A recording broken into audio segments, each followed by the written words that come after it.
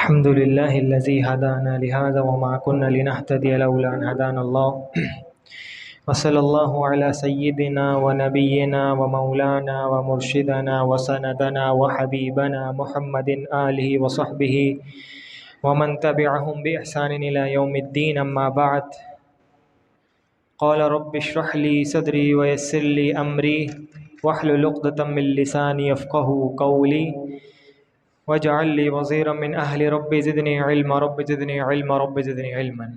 रुकू नंबर 3, मोमिन काफिरों के दोस्त नहीं हो सकते कभी भी। इस चीज़ को बात याद रखिएगा कि यहूदी जो नसरानी हैं ये दोस्त नहीं बन सकते कभी भी कुफ़ार।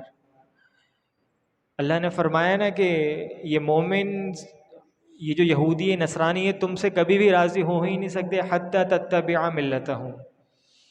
तो जिसने ऐसा किया उसका अल्लाह से कोई ताल्लुक़ नहीं है। फिर कि जिस किसी ने भी कुफ़ार को दोस्त बनाया तो समझ ले कि अल्लाह से उसने कतई ताल्लुक़ का ऐलान कर दिया।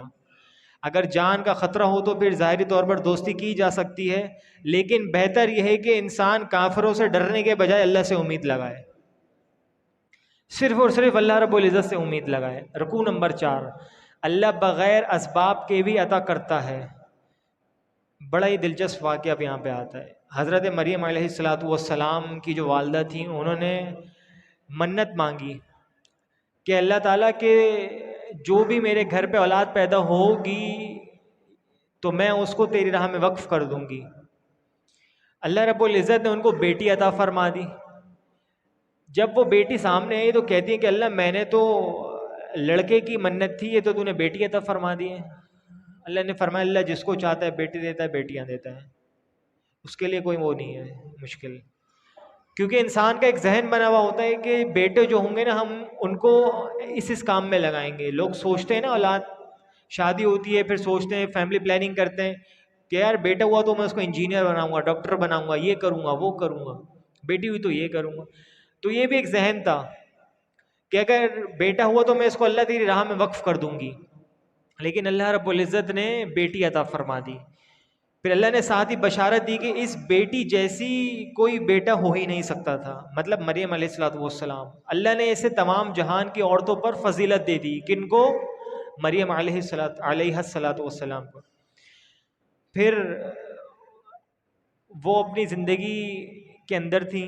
अल्लाह रब्बुल इज़्ज़त ने हज़रत ज़करिया अलैहिस्सलाम को उनका कफ़ील बनाया।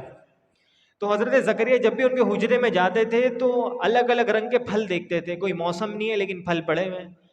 हज़रत मरियम से पूछते थे तुम्हारे पास कहाँ से आए? कहती हैं कि यरज़ुक़ु मन यशाउ बिग़ैरि हिसाब। अल्लाह रब्बुल इज़्ज़त के करने वाले हैं, वो जिसको चाहता है बेहिसाब रिज़्क़ अता फरमाता है। तो हज़रत ज़करिया अलैहिस्सलाम की औलाद नहीं थी कोई भी, और वो बूढ़े हो चुके थे। तो उनके फिर जहन में बात आई कि अल्लाह रब्बुल इज़्ज़त ऐसा करने वाला है। फिर अल्लाह से लौ लगा के बैठ गए। उनकी बीवी बांझ है। बांझ, बांझ किसको कहते हैं? जिसकी औलाद हो ही नहीं सकती, बस खत्म।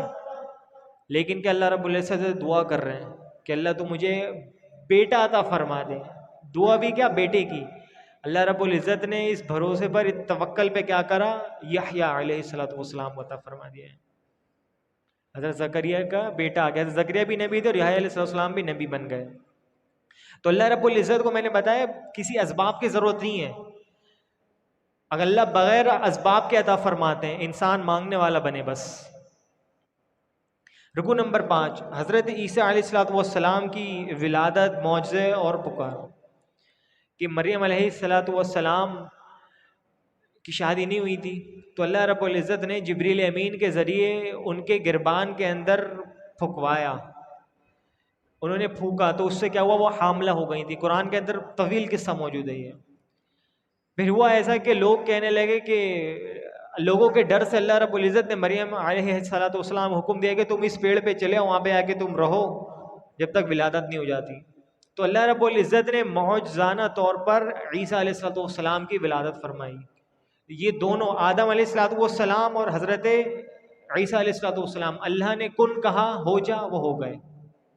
ये दोनों बगैर बाप के। फिर ईसा अलैहिस्सलाम को भी अल्लाह रब्बुल इज़्ज़त ने नबी बना दिया।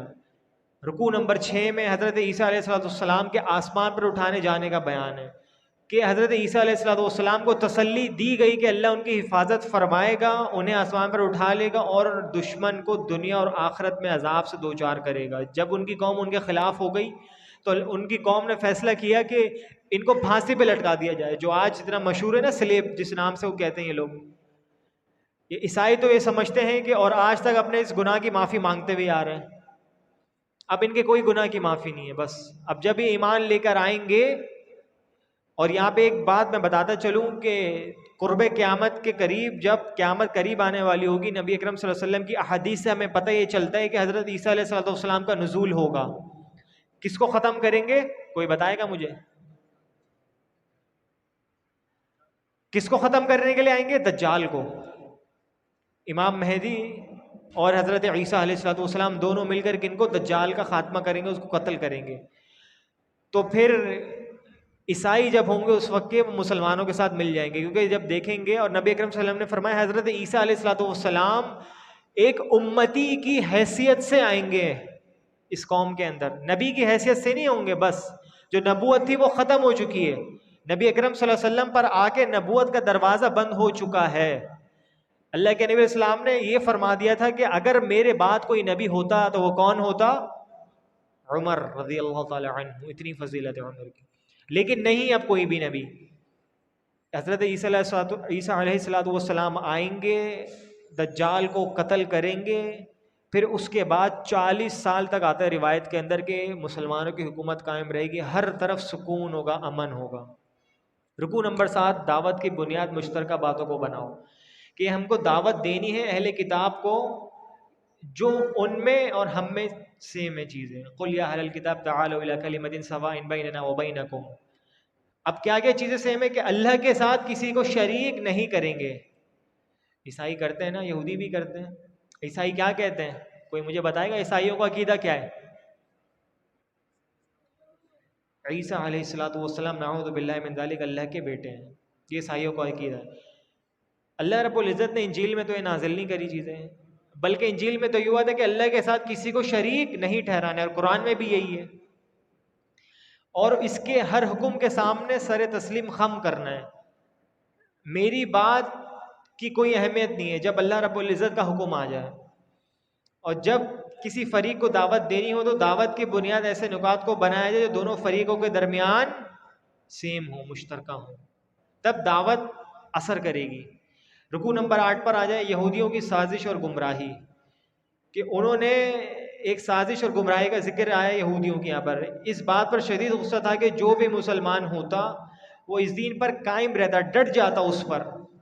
जब नबी अकरम सल्लल्लाहु अलैहि वसल्लम का दौर चल रहा था मदीना के अंदर, आप अलैहिस्सलाम दावत व तबलीग करते तो लोग मुसलमान होते, और इतना पुख्तगी से ईमान उनके दिलों पर आ जाता, छप जाता, कि वो फिर पलटने वाले नहीं थे। इन्होंने फिर क्या करा? एक प्रोपेगेंडा करा कि हम ऐसा करते हैं, हम सुबह मुसलमान हो जाएंगे, शाम को फिर दोबारा हम काफिर हो जाएंगे, और इनसे कहेंगे कि भाई ये तो ऐसा ही दीन है, हमें समझ में नहीं आ रहा। बस कि दूसरे लोगों के दिलों में शक शुबा पैदा करना। आज भी ऐसी हो रहा है। मुस्तशरिकीन जो है ये एक बहुत बड़ी जमात है, इसको ये बाकायदा ये कुफ़ार की बनाई हुई जमात है, अभी मौजूद है। इतने ऐसे केसेस आए हमारे पाकिस्तान के अंदर भी, पता चला कि भाई मुस्तशरिक है। मुस्तशरिक उन लोगों को कहा जाता है, वो लोग हैं जो कुरान और हदीस की इनको बाकायदा तालीम दी जाती है। ख़ास तौर पे हदीस के अंदर इनको बड़ी ही गहरी तवज्जो से तालीम दी जाती है। फिर ये हम मुसलमानों के अंदर आके गलत सलत चीज़ें फैलाते हैं और हम लोग मुतासिर हो जाते हैं। तो इसीलिए चाहिए कि इल्म की इतनी अहमियत है, ये बात आप याद रखें, इल्म हासिल करने की। हम तो आज सब लगे हुए हैं ना बस दुनिया की दौड़ में भागने के लिए, इल्म से बिल्कुल पीछे हो चुके हैं। तो इस चीज़ को याद रखें, इस शख्स के पास इल्म होगा, कल दज्जाल का भी सामना सिर्फ और सिर्फ वही शख्स कर पाएगा। ये बात याद रखें, सही इल्म। रुकू नंबर 9 जो आखिरी रुकू है इस पारे का, अंबिया का अल्लाह से अहद। जब अंबिया अलैहिमुस्सलाम, जब अल्लाह रब्बुल इज़्ज़त ने तमाम इंसानों को बनाया ना, तमाम रूहों को जमा किया, उनमें अंबिया अलैहिमुस्सलाम की भी रूहें भी शामिल थी।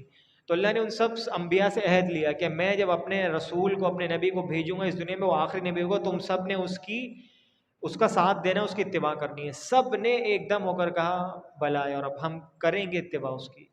इसमें हम सब भी शामिल थे। लेकिन हुआ ऐसा है कि अम्बिया के जो उम्मती थे उन लोगों ने अपने अम्बिया की तालीमात को भी भुला दिया और मुखालिफ हो गए कि इनके नबी मुकर्रम सल्लल्लाहु अलैहि वसल्लम के। ये जो यहूदी थे, नसरानी थे, ये आप अलैहिस्सलाम को बड़े अच्छे तरीके से जानते थे। अल्लाह ने कुरान में फरमाया यअरिफूनहुम कमा यअरिफून अबनाअहुम, कि ए नबी सल्लल्लाहु अलैहि वसल्लम, ये आपको इस तरीके से जानते हैं, इस तरीके से पहचानते हैं जिस तरीके से अपने बेटों को, एक बाप अपने बेटे को कितने अच्छे तरीके से जानता है। तो अल्लाह रब्बुल इज़्ज़त ने इनकी मिसाल देके फरमाया यहूदियों की, नसरानियों की, कि ये लोग आपको अच्छे तरीके से जानते हैं लेकिन सिर्फ और सिर्फ ईमान इसलिए लेके नहीं आते कि आप बनी इस्माइल में से आ गए, हमारे में से क्यों नहीं आए बनी इसराइल से। सिर्फ और सिर्फ यही मुद्दा था। तो ये थी मुख्तसरन सी इसकी तशरीह और ख़ुलासा तीसरे पारे का। तो अल्लाह ताला से दुआ करें अल्लाह समझने की तौफीक अता फरमाए। और मैं चाहता हूँ कि आप लोग बैठा करें दिलचस्पी के साथ। अब जैसे आखिरी बिल्कुल रह जाते, कई दिनों से मेरे पास पैगाम आ रहे हैं कि भाई 8 तरावियों की बात करो, 8 तरावियों की बात करो। ऐसा हो नहीं सकता। अब आप देख लें कितनी आवाम बैठी है। इसलिए 4-4 के बाद का मैंने रखा हुआ है कि 4 आधा खुलासा, फिर 4 उसके बाद आधा। देखिए सुनने वाले तो वो सुनेंगे, चाहे एक बंदा भी होगा मैं इंशाल्लाह उसको सुनाऊंगा, क्योंकि मेरा काम है इंशाल्लाह। मैं तो अपना हक अदा करना है, जिस चीज़ का इल्म हासिल करो उसको इंशाल्लाह आगे तक पहुंचाना है, और ता क़यामत तक इंशाल्लाह ताला इस कोशिश में लगे रहेंगे। लेकिन फ़ायदा सिर्फ उस शख्स को होगा जो इखलास के साथ, अच्छी नीयत के साथ इस महफिल में बैठेगा। आपको पता है जहाँ पे अल्लाह और उसके रसूल का जिक्र होता है फरिश्ते घेर लेते हैं उस महफिल को, पता है ना ये बात। परों से अपने ढांप लेते हैं उस महफिल को और मग़फ़िरत की दुआ करते रहते हैं बैठे बैठे। वो शख्स सिर्फ बैठा हुआ है, बस कुछ नहीं कर रहा, फरिश्ते उसके लिए मग़फ़िरत की दुआ करते रहते हैं। तो कोशिश करा करें कि आखिरी तक बैठें, दोस्त अहबाब को भी लेकर आएँ। अल्लाह से दुआ करें अल्लाह ताला समझने की तौफ़ीक़ अता फ़रमाए। वमा अलैया इल्लल बलाग़।